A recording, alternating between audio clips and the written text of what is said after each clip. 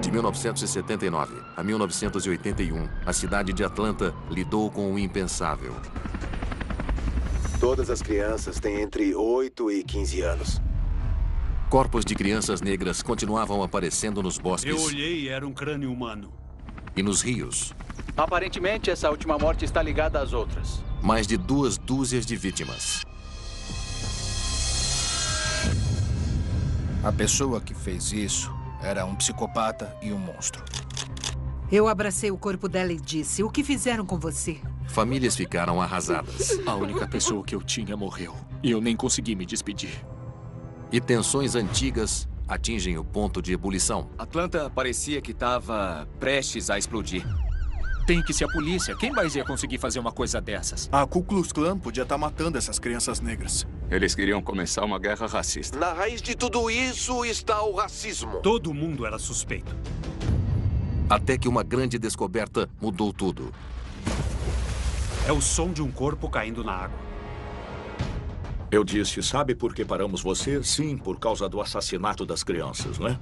Foi o julgamento do século. Eu espero mesmo que eles tenham mais do que fibras. 40 anos depois, os pais e parentes ainda têm dúvidas. E dói muito ela ter sido esquecida, junto com as outras crianças esquecidas. A justiça foi realmente feita? Quando você revê a história, de jeito nenhum. O caso deles nunca foi bem investigado e talvez ainda exista um assassino solto. Um dia, talvez a gente descubra o que houve. É a 8ª vez que um corpo é encontrado em um rio. A polícia ainda investiga os homicídios de pelo menos mais 4 jovens. Todas as crianças são da mesma faixa etária. Têm entre 8 e 15 anos. Hoje, houve mais um funeral. A 20ª criança encontrada morta. Outro menino foi encontrado morto. Os investigadores estão perplexos. Só quero que encontrem a minha filhinha sã e salva. E a tragam para casa. Sinto falta dela, eu a amo. Terror em Atlanta.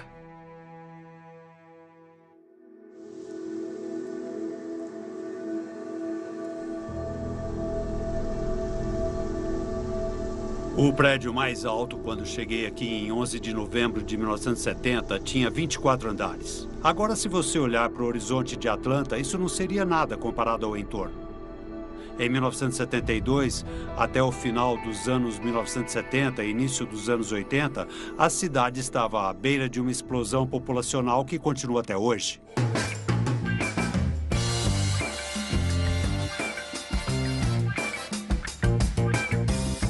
É estranho pensar nisso agora, mas pensando bem, 1973, 74 e 75 eram meio que apenas uma década desde a grande lei de direitos civis. Havia uma sensação real de metamorfose acontecendo no sul. Atlanta foi, de alguma forma, poupada de toda a turbulência dos anos 60. Me lembro que uma das primeiras matérias que fiz quando vim para cá foi sobre os afro-americanos que estavam retornando para o sul. Em 1973, a crescente população negra elegeu o primeiro prefeito negro, Maynard Jackson. As comunidades mais pobres depositaram sua fé e confiança em Maynard e contribuíram muito para a vitória dele naquela primeira eleição. Uma das primeiras coisas que Maynard Jackson fez foi reformular a força policial. Ele queria que o departamento de polícia fosse mais marrom, era o termo que ele usava. Até então, era principalmente uma equipe branca. O departamento ainda era racista, ainda era discriminatório. Sei disso por experiência própria, pelo que eu presenciei. E o Maynard Jackson se tornou prefeito e nos deu esperança de que tudo iria mudar. Em 1978, o prefeito Jackson nomeou Lee Brown como comissário de segurança pública e George Napper como chefe de polícia. A mudança estava começando. Apesar do forte crescimento econômico, a população negra da cidade continuava muito pobre. Começou uma grave onda de crimes e Atlanta se tornou a capital do homicídio nos Estados Unidos. Todos os anos havia mais de 240 homicídios por ano. Era como trabalhar numa linha de montagem de homicídios.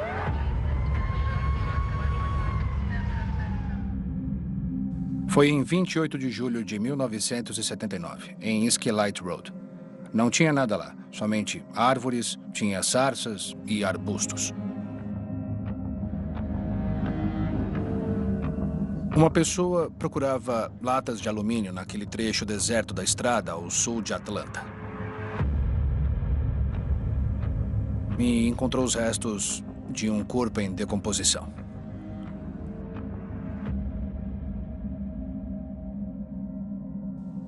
Nós vasculhamos a cena. Alguém disse para fazermos uma busca concêntrica. E acabamos nos espalhando. Em poucos minutos, encontraram outro corpo. Para mim, eles pareciam ser adolescentes ou meninos negros. Um dos garotos foi baleado na parte superior das costas, o outro estrangulado. Os corpos foram identificados como de Edward Smith, de 14 anos, e Alfred Evans, de 13 anos. A probabilidade era de que os corpos tivessem sido despejados lá. Mas ninguém imaginou que tivessem sido deixados pela mesma pessoa. E esses casos não eram notícia de primeira página. A polícia não tinha pistas. Nos 3 meses seguintes, 2 outros garotos, Milton Harvey, de 14 anos, e Yusef Bell, de 9 anos, desapareceram enquanto faziam pequenos serviços. O corpo de Milton foi encontrado a 19 quilômetros de onde desapareceu. A causa da morte é desconhecida. Yusef foi encontrado em uma escola abandonada, estrangulado.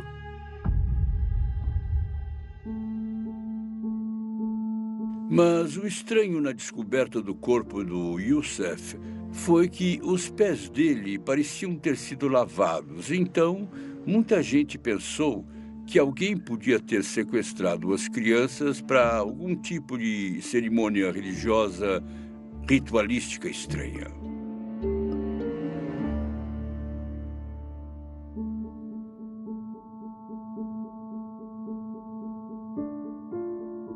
É incrível como já faz 40 anos e ainda parece que foi ontem.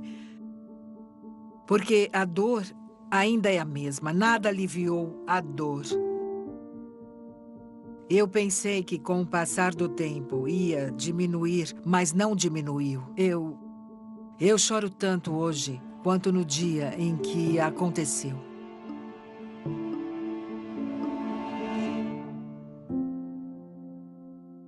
A minha filha Angel era muito diferente, era diferente de qualquer criança que já conheci. Quando eu a tive, disseram, a sua filha é o único bebê no berçário que não chora. Ela é um anjo. Precisa batizá-la de Angel. Eu não me preocupava com a Angel.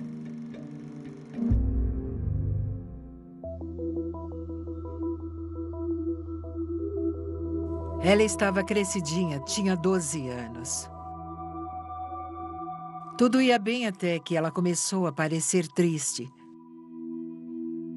Perguntei qual era o problema e ela disse, não é nada. O meu filho falou, eu te conto, mãe. Ela sonhou que algo ruim vai acontecer. E você não vai poder fazer nada. Eu comecei a chorar. Angel, alguém está te ameaçando? Ela disse, deixa quieto, mãe, por favor.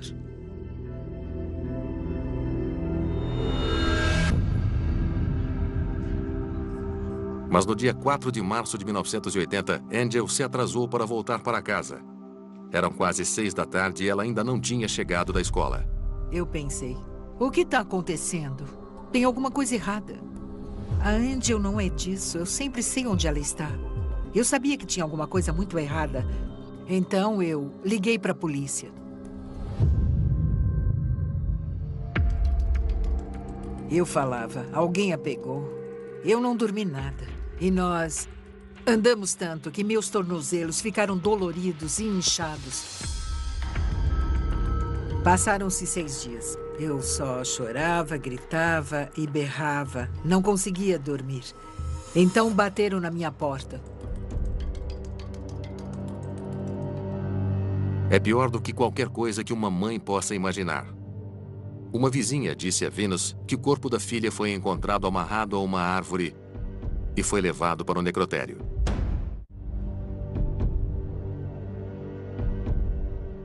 Abracei o corpo dela e disse: "O que fizeram com você? O que fizeram com você?" Havia lacerações em volta do pescoço dela. As marcas, como se tivessem colocado uma corda em torno do pescoço dela. Só consegui imaginar que tipo de tortura ela sofreu. E eu não aguentei mais, não aguentei.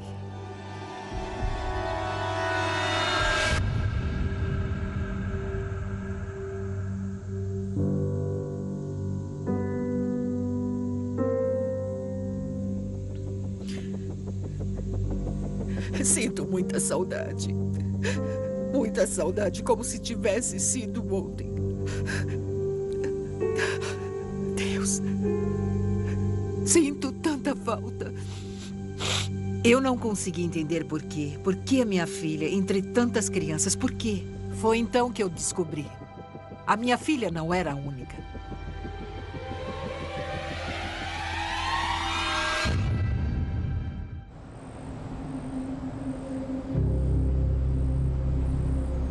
Ninguém se importava com aquelas crianças negras. E isso acontece até hoje. Houve incidentes recentes na cidade de Washington, em Chicago, Illinois, de jovens negros que desapareceram, foram assassinados e ainda nós não sabemos o que aconteceu em muitos desses casos. E não vira notícia nacional. Acho que não avançamos tanto, mesmo tendo passado 40 anos, ao ponto do valor das vidas negras de certo status ser maior hoje do que era 40 anos atrás. A polícia ainda investiga os homicídios de pelo menos mais 4 jovens, todos desaparecidos, todos encontrados mortos. A morte de Angel Linaire passou despercebida na mídia. Ela foi a 5ª criança até 14 anos a desaparecer e ser encontrada morta nos últimos 7 meses. Até aquele momento, não acredito que tenha havido um caso de uma criança que fugiu de casa ou que tinha desaparecido que não foi solucionado. De repente, elas estavam aparecendo mortas. A polícia negou que os casos de crianças desaparecidas e os homicídios estivessem ligados. Há semelhanças em algumas das mortes, no fato de serem rapazes e moças jovens e negros.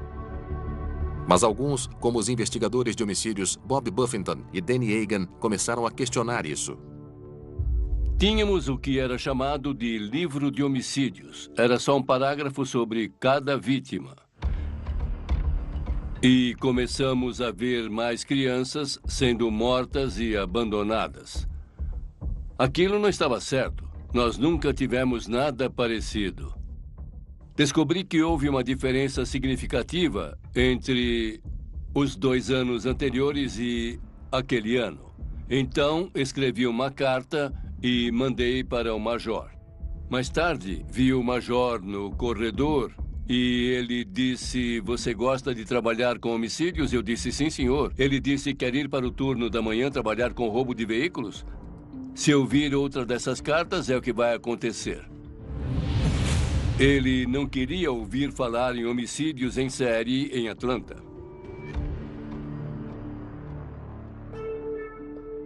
Havia muita discussão sobre quem poderia estar assassinando aquelas crianças negras. Os pais das vítimas cobravam do comissário Lee Brown uma investigação ampla dos crimes.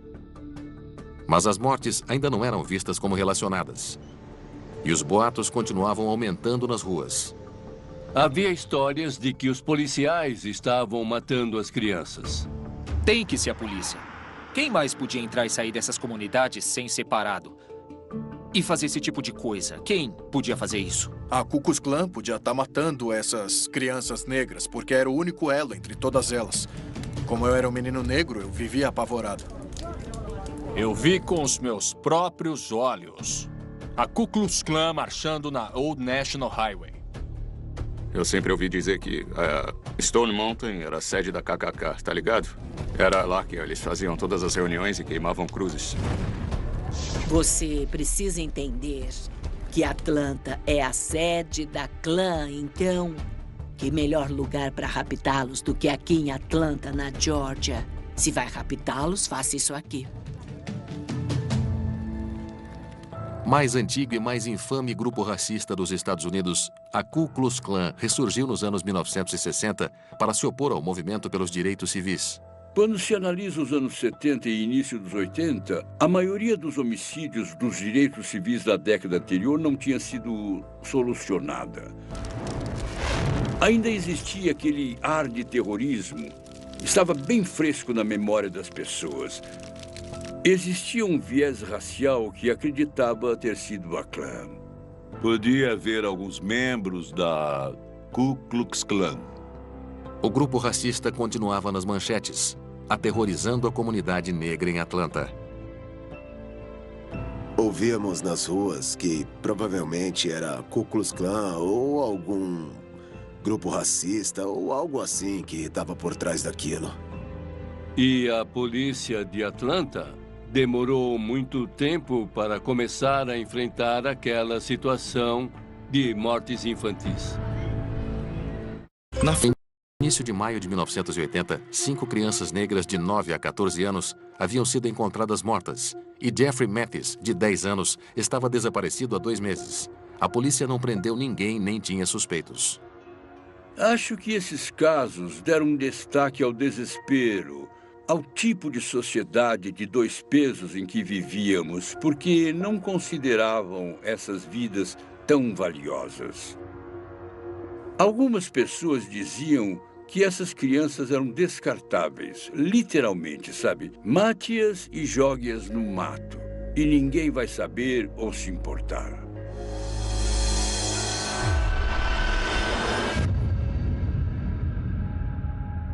Carrie Middlebrooks e seu irmão mais novo, Eric, cresceram em um dos bairros mais pobres do sudeste de Atlanta, nos anos 1960. Eric foi criado por pais adotivos. Eu achava ele um garoto inteligente. A gente conversava muito. Passei muito tempo com ele, brincando, assistindo TV juntos. Mas quando você cresce desprovido de meios financeiros, você vê o mundo de uma forma diferente. Você cresce bem rápido. Em 1979, Eric, de 14 anos, morava com o pai adotivo, Robert Miller. Eu falava sempre com o Eric pelo telefone. Eu amava o meu irmão, ele me amava, ele queria me ver. E, de vez em quando, eu ouvia que alguém tinha sido morto. Mas não tinha percebido que as pessoas que diziam que tinham morrido eram crianças.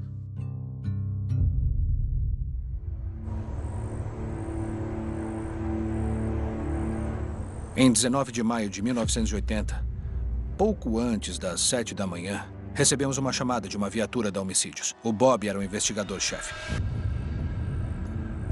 Era um beco atrás de um lugar onde ficavam as lixeiras. Foi lá que ele tinha sido desovado.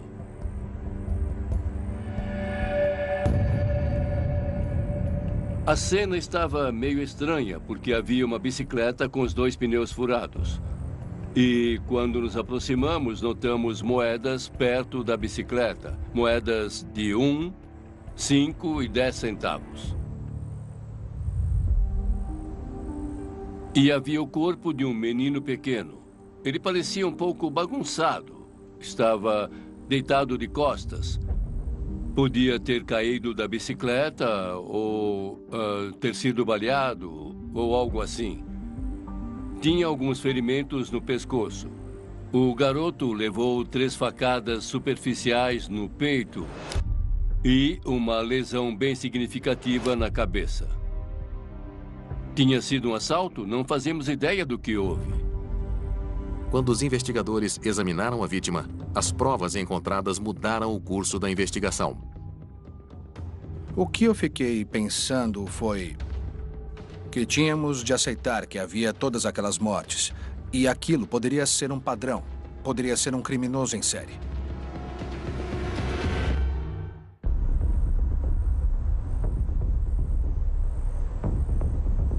Outros homicídios de crianças negras ficaram sem solução, mas a polícia não acredita que esteja relacionado.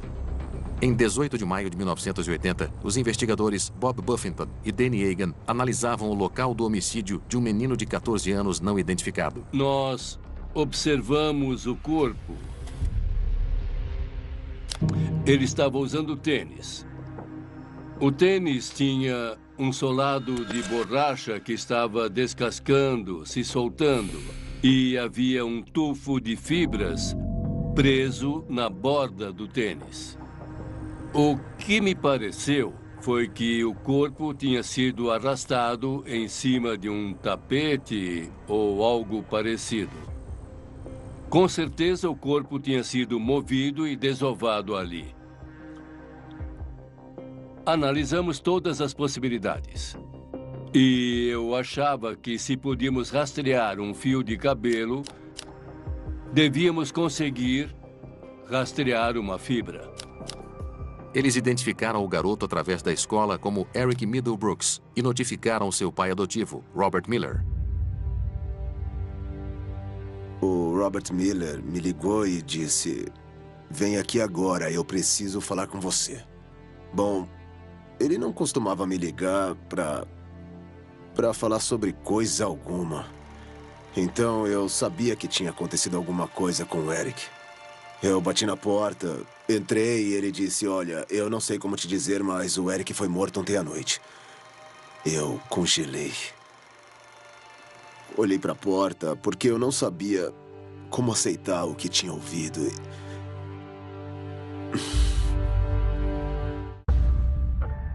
Trabalhamos 31 horas direto naquele primeiro dia. Não paramos para nada, só para comer de vez em quando. A única coisa que descobrimos na vizinhança foi que o Eric e vários outros garotinhos com bicicletas recebiam dinheiro para fazer serviços para outras pessoas, como ir ao mercado.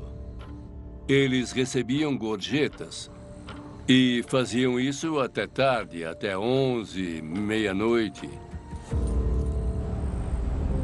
Por que alguém faria isso com uma criança? Era novidade para a gente. Poucas crianças tinham sido mortas em Atlanta, e a maioria em casos domésticos. Nós começamos com o cabelo. Era tudo o que tínhamos. Em 1980, amostras de sangue não eram conclusivas. Amostras de cabelo e fibra não eram conclusivas, mas era uma prova e precisava ser processada e manuseada como importante, porque não havia mais nada para ser usado. O Bob foi muito esperto em reconhecer isso e recolher a fibra. Buffington e Egan levaram a amostra de fibra até o laboratório criminal do Departamento de Investigação da Geórgia e entregaram ao microanalista Larry Peterson, de 24 anos. Ele disse que achava que podia trabalhar com aquilo. Era o que eu chamo de tufo, um conjunto de fibras que compartilham características semelhantes, e o fato de estar na sola do tênis, para mim, era muito importante, porque indicava que era uma transferência recente de algum lugar onde ele estivera há pouco tempo. Buffington reconheceu o valor das fibras, o que não era comum de acontecer. A partir de fios finos, Peterson trabalhou para encontrar ligações e pegar o assassino. Mas em algumas semanas, outra criança desapareceria. Era seguro. Não se sabia de casos de violência naquele bairro. Serlina Cobb morava com os 3 filhos na casa dos pais em Dakota, perto de Atlanta. Christopher Richardson, de 12 anos, era seu filho do meio. Ele era um garoto tímido. Meus 3 filhos costumavam nadar na piscina pública. Em 9 de junho de 1980, os 3 garotos decidiram que era um dia bom para ir à piscina. Naquela manhã, o Chris vestiu uma camisa boa, a camisa de domingo. E eu disse para ele: você não vai com ela. Ele ficou emburrado, mas eu disse que ele não ia usar de jeito nenhum. E não tinha conversa. Enquanto Chris discutia por causa da camisa, os irmãos foram para a piscina sem ele. Até que Serlina acabou cedendo. E por fim, eu acabei deixando que ele usasse a camisa. Eu não sei por que ele insistiu tanto em usar aquela roupa. Ela o mandou para a piscina, a poucas quadras dali, e foi para o trabalho. Quando eu voltei do trabalho, perguntei, cadê o Chris? Eles disseram que não sabiam. Eu falei, é melhor acharem ele. E fiquei subindo e descendo a rua, perguntando se alguém tinha visto Chris. A senhora que morava ao lado da minha casa disse que viu ele e o cumprimentou. E ele continuou andando. Simplesmente desapareceu. Quem quer que fosse já tinha pegado Chris. Tô tentando não me preocupar, mas sempre que vejo uma notícia fico chateada e começo a chorar. Eu acho estranho que alguém pegue o filho de outra pessoa na rua e leve ele para algum lugar para matá-lo ou fazer alguma outra coisa com ele. Sem pistas, a polícia interrogou todos os parentes. Foi horrível porque eles não o procuravam como eu achava que deviam procurar. Os dias se transformaram em semanas. Sem sinal de Chris, a dor e a ansiedade eram grandes demais. Eu assistia ao noticiário todas as noites, vendo se descobria alguma coisa. Foi uma época horrível. Mas no fim de junho, um dos piores sequestros até então levaria os homicídios infantis para as primeiras páginas. Só quero que encontrem a minha filhinha sã e salva e a tragam para casa. Sinto falta dela, eu a amo. Eu a amo.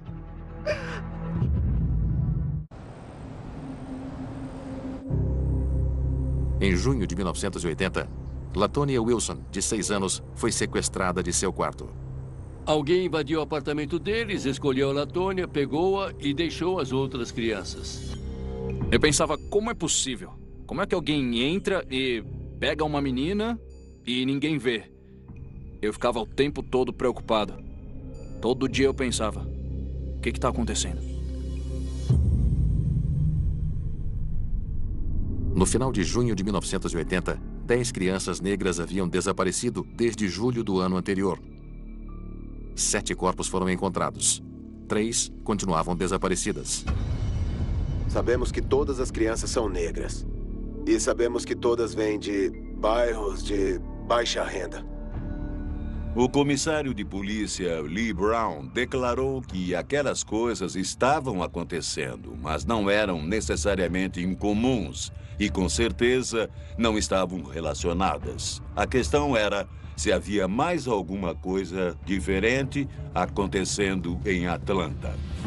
Para as comunidades negras da cidade e os pais das vítimas, havia claramente um padrão e eles estavam ficando com raiva. Sempre fazem apreensão de drogas ou solucionam assalto, mas não descobrem quem está matando as crianças? A história atraiu mais atenção depois da formação do Comitê para Acabar com os Homicídios Infantis por 3 mães cujos filhos foram assassinados. Venus Taylor, Willie Mae Matz e Camille Bell.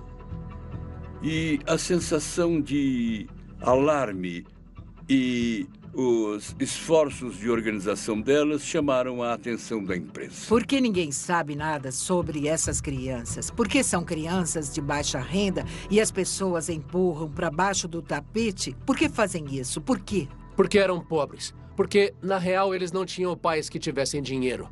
Quando você tem dinheiro, você pode falar mais alto, você pode fazer as pessoas prestarem atenção, pode fazer as pessoas se importarem mais. Mas as crianças de Atlanta continuavam desaparecendo. Tinham 72 edifícios em Harris Homes. Tudo que a gente vê aqui é novinho em folha. Tudo aconteceu bem naquela rua. Foi ali que ele desapareceu em julho. E a gente nunca mais viu. Jimmy Edwards tinha 14 anos quando seu primo de 9 anos, Anthony Carter, se mudou para a mesma rua que ele, no conjunto habitacional Harris Homes. A minha avó criou o Anthony, mas deixou que ele viesse para Atlanta para ficar com a mãe dele. a minha tia Vera. O Anthony era filho único. Ele era uma pessoa com quem você podia contar, porque ele aprendeu com a minha avó a sempre fazer pelos outros o que gostaria que fizessem por ele. O que a gente fazia todos os dias era brincar de esconde-esconde. O Anthony era... A gente amava ele. Quando as crianças começaram a desaparecer, a gente continuou brincando de esconde-esconde, mas sempre em bando, como lobos, sempre juntos.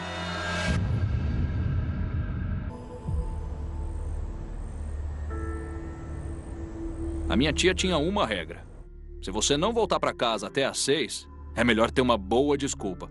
Então, se o Anthony ficasse brincando depois das 6 da tarde, ele não voltava para casa, porque se ele voltasse, ele sabia o que ia acontecer. A minha mãe era mais tranquila. Ela não gostava de bater em nenhuma criança, não gostava de dar bronca e não deixava ele ir embora. Ele ficava lá em casa, jantava e só no dia seguinte ela deixava ele ir para casa. A minha tia Vera não era de brincadeira, não era mesmo. Quando ela falava alguma coisa era sério. Ela era assim, esse era o jeito dela. Ela amava a gente, mas também dava bronca quando precisava. E quando ela falava alguma coisa era para valer. 6 de julho de 1980. Nós éramos umas 40 crianças. Eu nunca vou esquecer. Ele começou a contar e todo mundo saiu correndo. O Anthony deu a volta no prédio.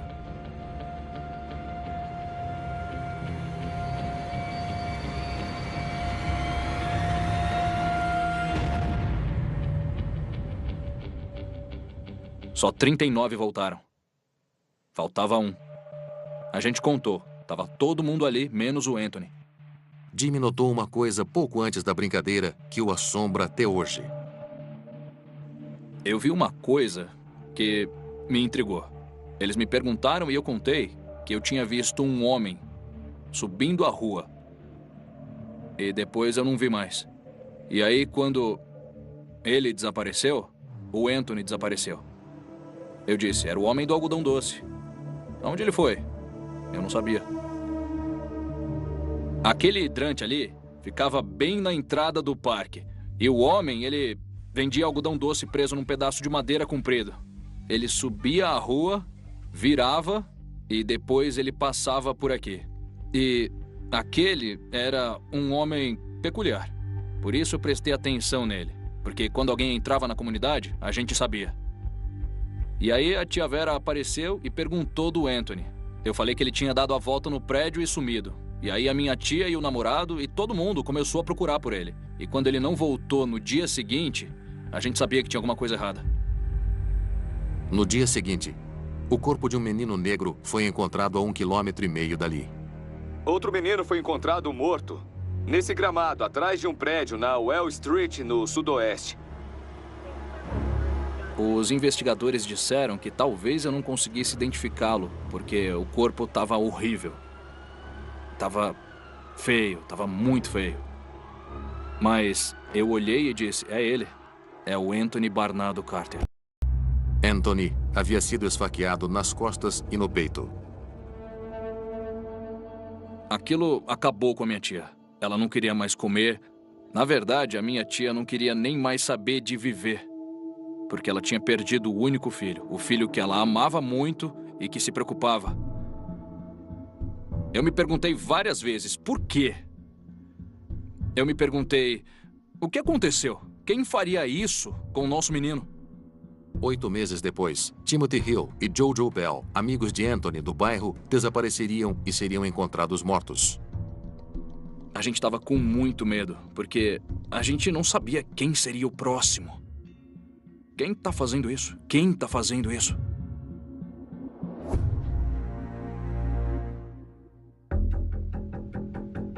Em 17 de julho, sob pressão da comunidade, o comissário Lee Brown anunciou a formação de uma força-tarefa para concentrar os esforços de investigação.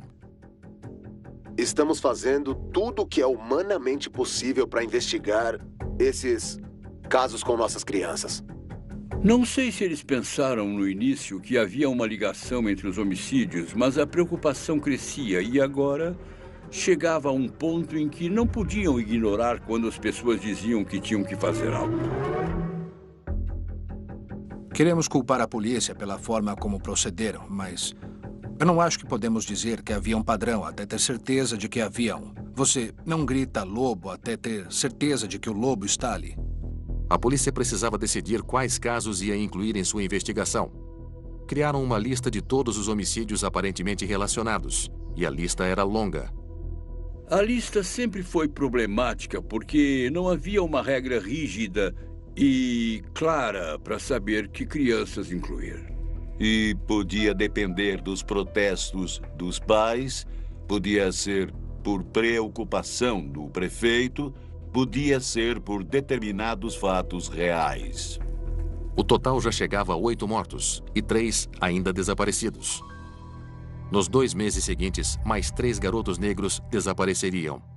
Entre os desaparecidos estava Clifford Jones, de 13 anos, que visitava a avó. Ele foi achado morto depois de sumir enquanto recolhia latas com os primos. Clifford Jones, de 13 anos, foi encontrado morto ao lado de uma lixeira. Aparentemente foi estrangulado. A posição do corpo parecia indicar que ele tinha sido tirado de um carro ou de uma van e deixado ali. O corpo ofereceu pistas interessantes. Jones foi encontrado totalmente vestido, mas o short e o tênis não eram dele, e ele estava sem a cueca. E como aconteceu com Eric Middlebrooks antes dele, havia fibras bem evidentes. Eu estava de plantão e examinei o corpo do Clifford Jones. Notei fibras de carpete bege na pele dele, no cabelo, nas roupas. Estavam bem soltas e havia muitas, mais de 20 fibras. Se eles eram transportados para o local onde eram encontrados, eram levados em algum tipo de veículo, potencialmente vindos de um local que poderia ser o mesmo, já que havia fibras semelhantes, pelos ou qualquer tipo de vestígio desse ambiente. Isso poderia fazer a ligação entre diversos casos. Se as fibras de várias vítimas coincidissem, poderiam ligar os homicídios. Seria a primeira prova tangível da existência de um só assassino. Quando a força-tarefa foi formada, a grande pergunta era se os casos estavam relacionados. Havia uma pessoa em comum ou várias responsáveis pelas mortes?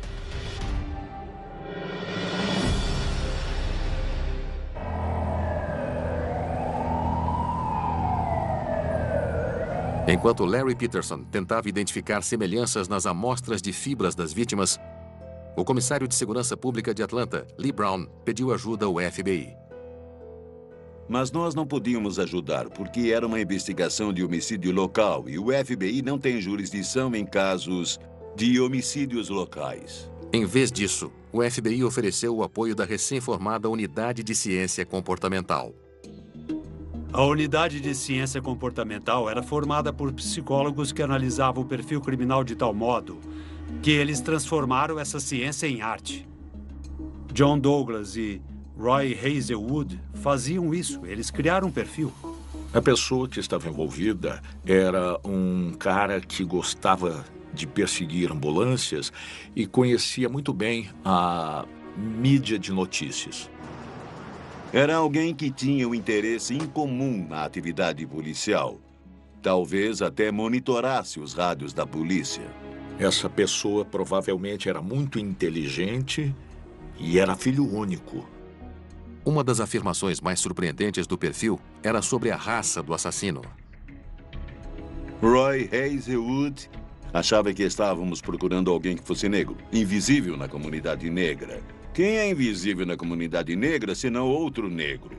Mas o Departamento de Polícia de Atlanta disse que não. Disseram que quem comete esse tipo de crime, se estudarmos a história dos assassinos em série, normalmente são homens brancos. Mas não necessariamente, porque mesmo antes disso, se analisarmos de uma forma ampla nos Estados Unidos, houve os homicídios zebra em São Francisco e os criminosos eram negros. A ideia de que assassinatos em série são conduzidos só por homens brancos não se baseia em fatos. Enquanto os investigadores lutavam para encontrar um suspeito, a contagem de corpos continuava aumentando. Charles Stevens, de 12 anos, é a última vítima, descoberta sexta-feira perto de um estacionamento de trailers. A cada homicídio, crescia a frustração do público e das autoridades. Por um lado, tínhamos provavelmente uma das mais importantes investigações criminais daquela época nos Estados Unidos. Por outro lado, a principal agência policial do país não trabalhava naquilo que parecia ser um problema criminal muito grave. Eu não aceitava aquilo, mas não podia fazer nada a respeito. Pelo menos 4 das vítimas foram mortas por estrangulamento. 3 por outros meios: tiro, facada e trauma por força bruta. O restante não foi determinado. Para a polícia de Atlanta, não havia uma assinatura clara. Podemos dizer com certeza que não existe só uma pessoa responsável pelos casos envolvendo as crianças desaparecidas em nossa cidade. Em algum momento, toda a noção de ordem ficou de cabeça para baixo. A polícia devia poder proteger e resolver qualquer crime. O prefeito Maynard Jackson ofereceu uma recompensa de $100 mil em dinheiro por informações que levassem à prisão e condenação dos assassinos. Alguém, em algum lugar, sabe o que estamos procurando. Sabe quem está fazendo essa série insana de crimes. Isso atraiu todo tipo de caçadores de recompensas e de investigadores com cães. Até uma médium foi chamada. Aquilo tudo era ridículo, parecia um bando de palhaços. E eu perdi a confiança na capacidade da polícia de, sabe, resolver isso. A cidade virou um circo muito volátil. O povo queria que aquilo acabasse, queriam alguém preso e condenado. E não conseguimos fazer isso. Mas nada fazia parar o surgimento de corpos. À medida que aumentava a pressão sobre as autoridades, o povo ficava inquieto, aparentemente indefeso, esperando a próxima tragédia. Versão brasileira, DPN Santos.